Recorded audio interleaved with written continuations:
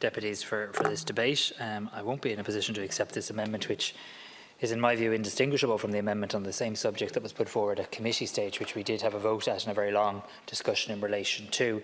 While I can see that the amendments are proposed with the care of infants in mind, and I don't question your bona fides in relation to that whatsoever, the purpose of this legislation, though, is not to regulate obstetric procedures which do not constitute the termination of pregnancy, nor is it to dictate the practice of obstetrics or indeed of medicine more generally.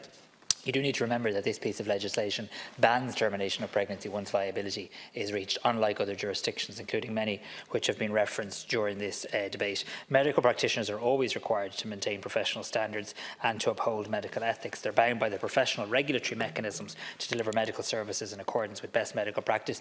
And any deputy who wished to read any of the transcripts of the Oireachtas Health Committee, where, for example, the Institute of Obstetricians and Gynaecologists have gone before them, this is already the practice. And I genuinely would, despite our differences on this legislation, I think it would be really concerning for words to go out from this House that there is some question of doubt as to what a doctor would actually do if a baby was born in alive, because I do agree with Deputy O'Keefe in terms of the obligation that comes on all of us when somebody is born. That's why we also have, as I say, a ban on the viability. I also heard reference to the idea of these might be pregnancies that might be possibly unwanted.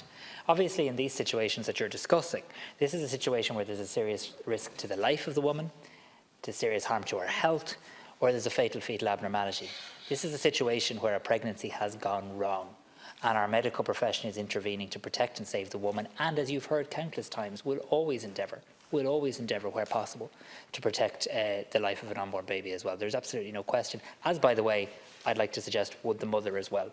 So this idea of a baby being born and left in a corner of a hospital is not what happens in the Irish Health Service. It's not what's allowed under medical council guidelines and regulatory practice and ethical standards. And really, we can't get into regulating obstetric practice that doesn't relate to the termination of pregnancy in a bill that is about access to abortion.